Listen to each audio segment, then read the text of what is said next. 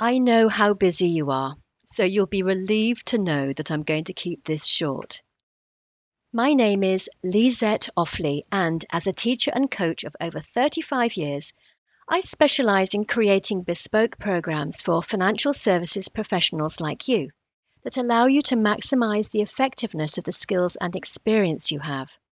And I'm especially interested in creating the most direct, pain-free path to success. If there's something you can do in 5 minutes that used to take an hour, and if that new way of doing things works even better than the old way, well, I'm onto it.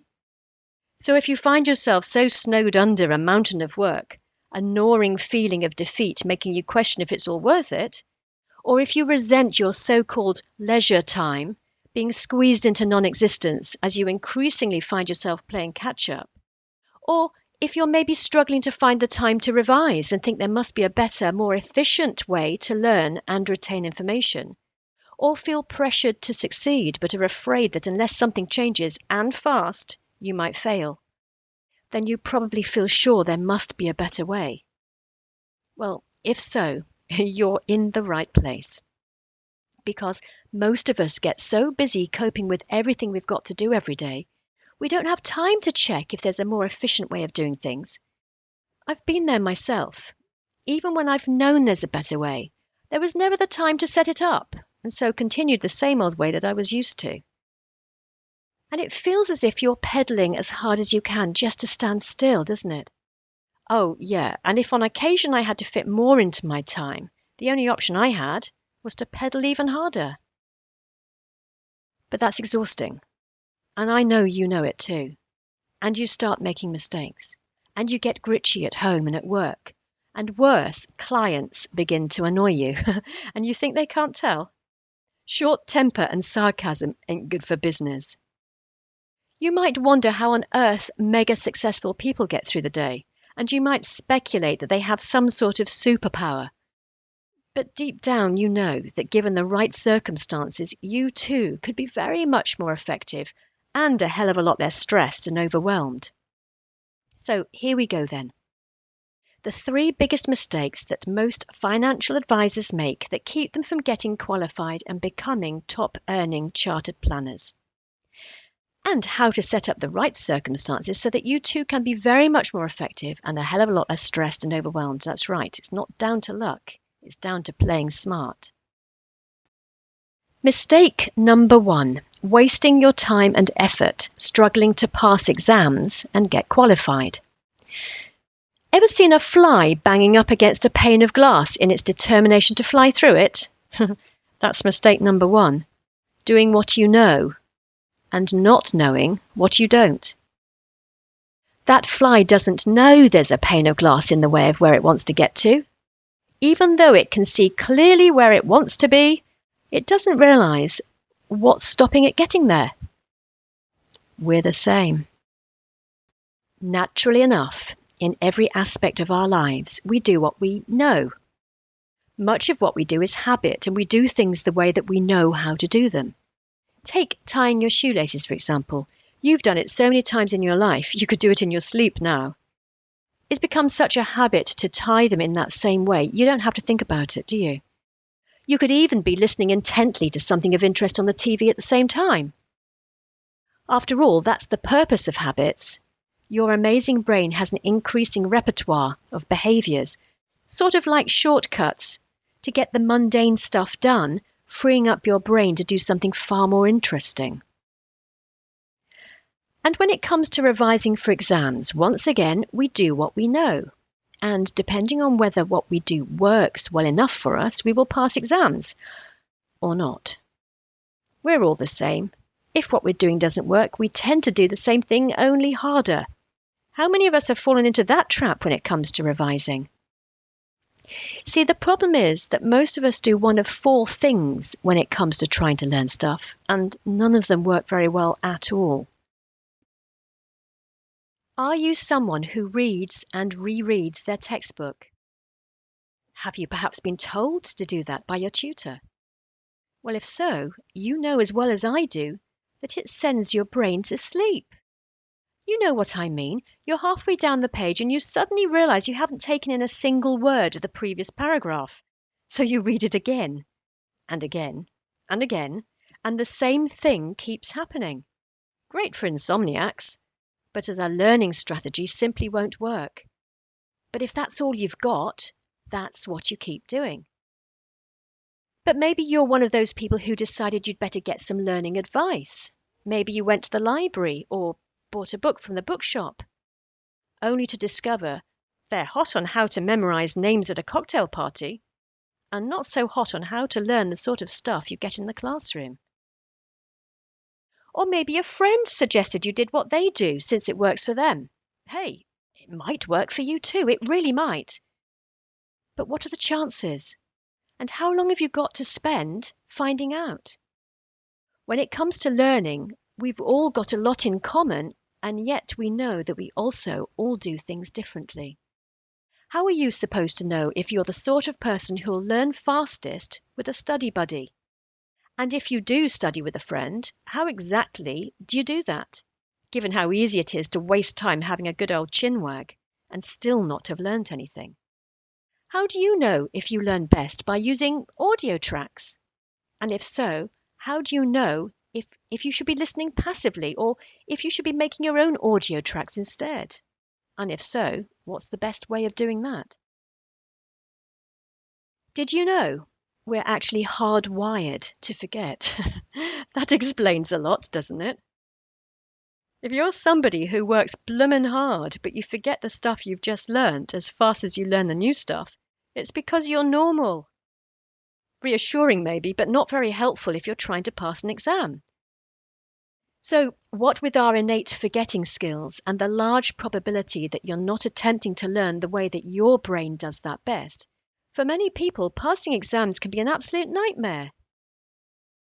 It doesn't matter that you gave up your evenings, your weekends. It doesn't matter how hard you work, it just doesn't get you anywhere.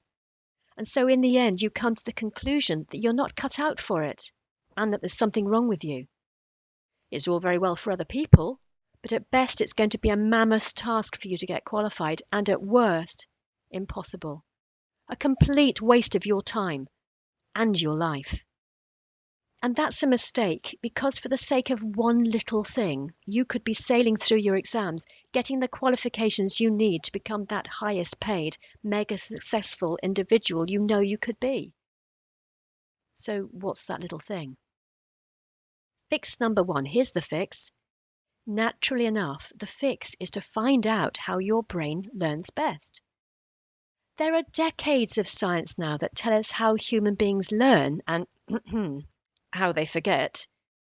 And there's plenty of research that tells us that while we all have a lot in common, since we're all human beings, I'm assuming, there are also differences between us. But you knew that already, didn't you? The fix is to find out what works and what doesn't, and then only do what works and stop doing what doesn't. This is all about strategy, not ability. You've come across people who seem to have no problems whatsoever passing their exams, and I bet at times you've wondered what on earth they have that you haven't. The simple answer is they use a strategy that works. And any idiot can do that.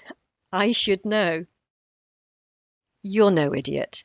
You just need the best strategy for you, so that the effort you put in stops being a slog and instead gets you the results you need, which means you remember what you learn instead of forgetting it. Oh, and I should tell you, by the way, that you only need to learn 10% of the stuff that's thrown at you. Did you know that? How much easier would that make your life if, out of all the stuff piled up in front of you, it's only 10% you have to focus on? That would change everything, wouldn't it?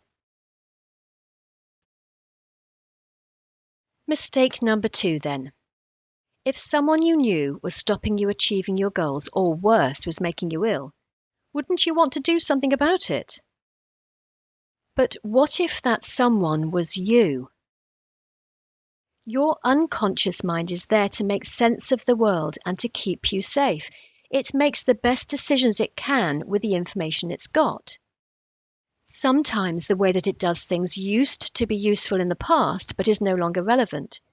And sometimes it simply makes a computational error from the get-go. So what's mistake number 2? not mastering your psychology, not using your conscious mind and your unconscious mind, i.e. the whole of your mind, the way that it was designed to work best. What do I mean by unconscious? Really, there isn't such a thing. What I mean is you can't point to a part of the brain and say, there it is. But what I mean is the parts of your brain that work automatically for you to keep you alive. Think breathing, blinking, sweating and shivering, all automatic bodily responses. Your unconscious mind's job is to make sense of the world and keep you safe. Physiologically, we're pretty much the same as we were 10,000 years ago when we lived in caves. But you don't need me to tell you that our environments and lifestyles have changed somewhat. But we still have the same equipment to deal with our current situations as we did 10,000 years ago, when we were perhaps better adapted to that more basic existence, when the stress response popped up automatically to fight or flee from a large hungry predator. Or maybe freeze and hope it doesn't spot us. You've seen cats and dogs spring to attention to attend to a potential source of danger, only to immediately relax again once they've assessed the situation to be safe after all. That's how it's meant to be, and was 10,000 years ago. But how many of us these days are pretty stressed most of the time? We never relax, do we? Our bodies are continually responding as though we were in a life and death scene, when the reality is it's traffic making you arrive late for work, or that look from the boss, or too many jobs needing to be done before 10 a.m., or the telephone ringing off its hook, and urgent emails floating off down the screen out of view, and horror of horrors, an empty coffee machine. We wouldn't be here today if the stress response wasn't a lifesaver, and we hadn't evolved to keep it in our repertoire. That tells us there's some evolutionary advantage to it. And of course, the stress response doesn't have to get you off the road damn quickly if there's a car speeding towards you when you're crossing it. But one of the disadvantages of being stressed all the time, and don't get me wrong, there are plenty, is that you can't think straight. You're not meant to. You're meant to focus solely on the source of danger and do something about it until it's no longer a danger. But in the 21st century, at work, as at home, it just makes everything that much more difficult to cope with. You know how you operate when you're preoccupied with a worry or haven't had enough sleep. It's the opposite when you feel on top of the world. Think of those glorious moments when you feel as though nothing but nothing will knock you off your perch. You can cope with everything. You love everyone. You feel on top of the world and nothing's too difficult. But if you find those moments few and far between, then learning how to master your psychology makes the difference between success and failure, not to mention enjoying your life or having a miserable time of it. You probably already know that you can take conscious control over some of those automatic bodily processes. Breathing is the obvious one. Anytime you feel agitated, stressed or anxious, you can focus on taking nice, long, deep breaths. And that tends to calm your body and brain down, maybe a little bit. It's a start. Did you know that if you're feeling a bit down, forcing your face into a smile will change your brain chemistry for the better and cheer you up? Maybe you didn't know that. But who do you know who's willing to smile when they're feeling depressed? Maybe you've heard that if you practice a new habit often enough, it will become automatic. It's true, it will. But that's the nature of habits. They're automatic and unconscious. It's quite hard to remember to do something in a new way, especially if you're not yet convinced it's going to be your solution. Here's an example. I can guarantee that if you stand naked in front of the mirror and tell yourself every day that you're beautiful, eventually you'll believe it.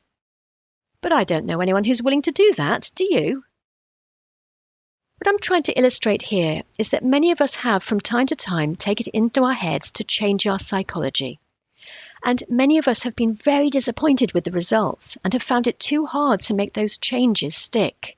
So what happens next? Remember, your unconscious mind is there to make sense of the world and keep you safe.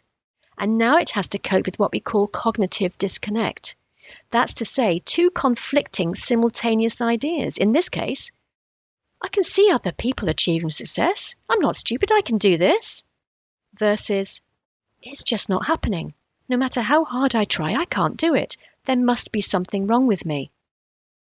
And then you either compensate very hard for that by overworking and overachieving and by being miserable, or by playing small and safe, never taking any risks and being miserable. Not a very inspiring range of options for you there. And I know you have negative thoughts, because it happens to everyone. Hold on, if it happens to everyone, how come everyone's not struggling? If you think about it, having negative thoughts is your unconscious mind's attempt to keep its eye out for danger. It wants you to look for problems and monitor your performance so that you'll stay away from trouble. And that includes the potentially dangerous consequence of someone disapproving of you, being disappointed in you, ostracizing you, abandoning you, all those horrible negative feelings that human beings avoid at all costs.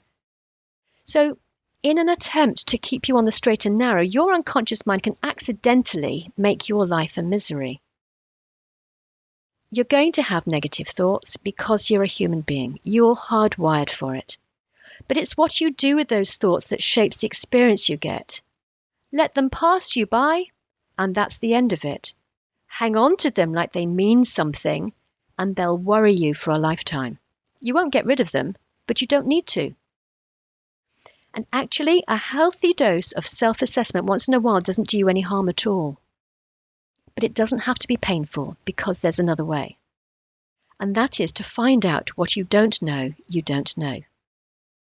Instead of trying to make those changes by forcing them upon yourself and then being disappointed when it doesn't work, you need to let your brain work the way it already automatically does things best. And those changes happen instantly in the moment. Just like any time a new bit of information comes to light and you have that aha moment that changes everything. Your beliefs, your actions, your results. But until your unconscious mind accepts and supports the decisions your conscious mind makes, you'll find that something stands in your way of achieving your goal. An obvious example is people who want to stop smoking. Consciously, logically, they want to quit. But the unconscious mind has obviously made a decision that smoking now is more important than being healthy in the future. How many people do you know who have tried and tried and tried and failed every time to stop smoking? Maybe you've tried too. You need to use your unconscious mind to help you get better results. And by that, I mean exponentially better results across the board. Because you need to understand how that unconscious part of your mind works. Then, of course, you can get it on side, give it very clear instructions, and wait for the magic to happen. And transformation happens in the moment, as long as you've got someone who knows what they're doing to help you through the process. Here's a recent client, an entrepreneur and business owner, who was somewhat surprised and delighted by the shift in what was possible for her, and as you'll hear, very quickly indeed. I'd say before coming to the session today, I just felt like my mind was so full of clutter and just very confused and very stressful and very just, I just couldn't really cope in a way. And now, after that session, I just feel light. It's literally like the air. Somebody's just kind of taken all of that dirt that was there and just sucked it out with a vacuum, and it's just disappeared. It's not even there. It's not even floating around me anymore. It's literally just vanished. And I cannot even explain. Profound is the word I use, because it literally, I've waited years to get this feeling of how I feel right now. And yet in one session, it's happened. So fix number 2, master your psychology. The second fix is to master your psychology, because that makes everything possible at home and at work. And those changes happen easily and painlessly if you know how. And that means you can start enjoying your life now. On to mistake number 3, continuing to do things the same way, praying for a different outcome. Does your life feel so crazy that it's like being on a speeding train, hanging on for dear life? Supposing you had the skills and insight to get ahead of that train and lay its tracks in the direction you want to go. And supposing that wasn't as impossible as it sounds. Picture this. You wake up bright and breezy, already excited about the day to come. You kiss your partner, give them an affectionate squeeze. You can't wait to get off to work. First stop, the coffee machine, because you've already been to the gym and you've had your litre of water and you're feeling good. Now the meeting. You catch up on what's what with your team and delegate the various follow-up activities and responsibilities to the relevant parties. Oh, and they love you, by the way, and are keen to do a good job for you. So, all sorted then. And you've got the rest of the morning to choose what to do next. Tell you what, maybe ring a friend and arrange a nice long lunch and a natter. Ah yes, what it is to be on top of your game. That sound like your life? Want it to be? Yeah, I bet. And you know, for some people, that's exactly what it looks like. You can imagine Richard Branson or Karen Brady's lives panning out like this, can't you? But for every famous, successful person, there are thousands more that you never hear about. So we assume it's a rarity and not something available to us. Big mistake. Because the daft thing is, this could be you too. It's only a short step away. It surely can't be that hard. Surely you've met people doing what you want to do who really don't strike you as gifted or special. In theory then, if they can do it, surely you can too. You're watching this webinar for a start. You're obviously open to making a difference. Some of those other people just got lucky, but you won't need to rely on luck when you've got a plan. Oh, imagine how good that'll feel. You've got a plan and it's already working. You're developing the skills and know-how. You're creating the right environment and surrounding yourselves with the people who'll support and nurture you, because you know who they are and you know where you're going. You can see yourself in a not-too-distant future doing exactly what you want, knowing that each step you're taking now is getting you closer to your goal. If you knew exactly what to do to get you from where you are now to the lifestyle you'd like to have, would you do it? So, mistake number 3, trying to cope on your own and only with the skills you've currently got, hoping something's going to change. Einstein said, we can't solve problems by using the same kind of thinking we used when we created them. He wasn't daft, he probably had a point. So how does anyone solve problems and get better at stuff? By getting expert help and learning new skills, that's how. Take Andy Murray. He's quite good at what he does. No kidding. Centre court at Wimbledon. Tennis skills to die for. He's so much better at tennis than I am that it's tempting to think of him as some sort of a god. But let's have a look at how he got to where he is now. Well, first of all, he had the good fortune to be born into a tennis family. So from an early age, you'd find him wielding a bat and smacking a ball over a net as commonplace to him as learning to walk or read. His family made sure that he had the right equipment, access to tennis courts, and of course, coaching. Tennis is one of those things like golf or playing the piano where you really need to be taught.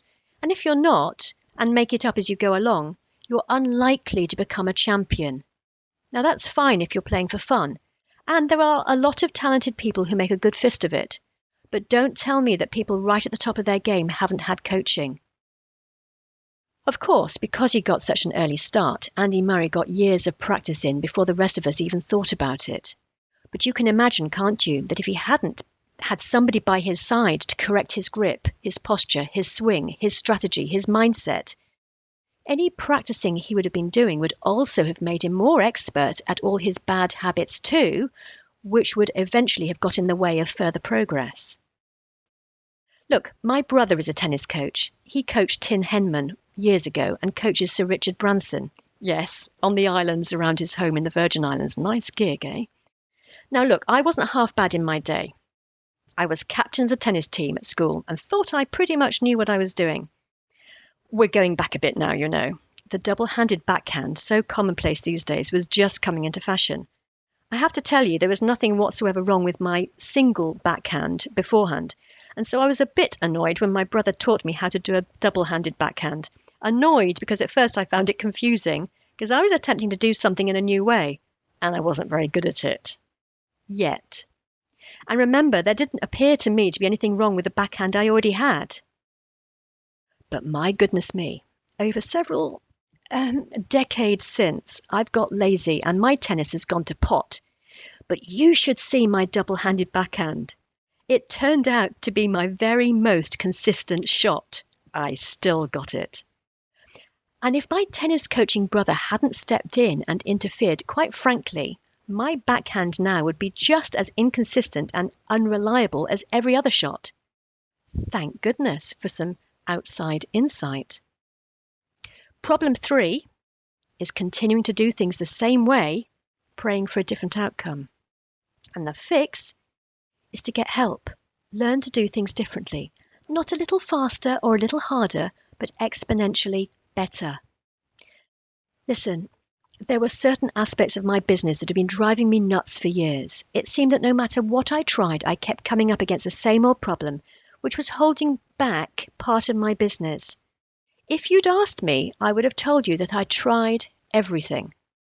But an opportunity came up very recently that sounded as though it might be that leg up that I needed in that part of my business. And the more I found out about it, the more excited I got. Was it worth inconveniencing my family and friends with whom we'd arranged to spend the Henley Regatta weekend? Was it okay to leave them to party while I spent 2 days in a conference room in London finding out if I'd made a good decision? Short answer, yes. During those 2 days, and thanks to a good coach, it became extraordinarily clear exactly why this area of my business was struggling, and it also became crystal clear exactly what I needed to do about it. And, unlike all the other business advice I'd ever taken, it wasn't about a little tweak here and a little tweak there, a bit more time on this, a bit more time on that, yet more work here and more work there. It was the polar opposite.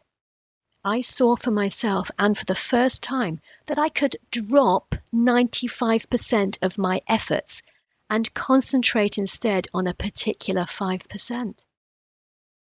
I spent the weekend thinking about all the things I was already doing, all the effort and stress, hoping to break through.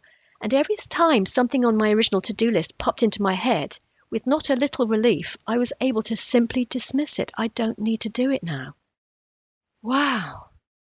Wow, what a relief. To many people around me, people incidentally who already could see that I'd been banging my head against the wall for years, what I discovered this weekend was blindingly obvious. How ironic that I help other people to wake up to the reality of their endeavours and find an easier and more effective way to do things. And there I was, failing to do so myself. Duh. But the insight, though late in the day, hit me like a ton of bricks this weekend.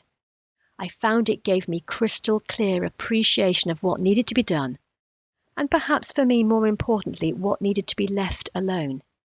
It gave me laser-sharp focus to attend to those things that needed to be done, so that over the next 4 days, yes, just 4 days, and that included interruptions, I was able to fully implement that 5% that I mentioned, because now I had time to stop fussing over the unnecessary 95%.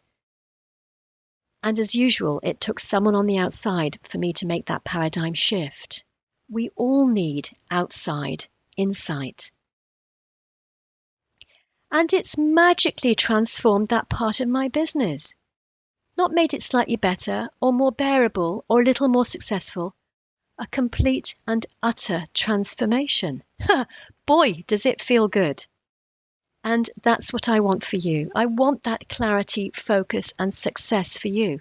I want you to feel that you're on top of your game, which after all is where you should be, isn't it? And so, because you've attended this webinar, I'm going to make you a seriously brilliant offer. Because I know how to help you find out how your brain learns fastest. I know how to keep that information you've learned in your head permanently. And as Michael Caine famously never said, not a lot of people know that. I know how to help you master your psychology. So those little niggling insecurities, procrastination, doubts, fears don't get in the way of your achieving your goals. So you get stuff done and become known for making stuff happen. Won't it be great to have other people looking to you to see how the heck you did it? And I know how to help you develop your own step-by-step, ambitious, inspiring, motivating plan that above all else is absolutely doable, and by you, so that as well as your final destination, you enjoy the journey too. Life's too short not to start living it right now. So what about that seriously brilliant offer I promised? It's my gift to you. Your free fast track to qualification and chartered breakthrough call, because you'll get crystal clear on what needs to be in place and by when. You'll uncover hidden challenges that might thwart your success and develop strategies to counteract them. And you'll take away a bespoke, inspiring, actionable, fast-track plan. It's time to book your call. I have only a limited number of spots available. There are hundreds of people going through this webinar, so if you click the link and it doesn't work, that means all the spots are already taken. So be quick. Click on the button below straight away and grab your fast-track to top-earning chartered planner breakthrough call with me. Thank you.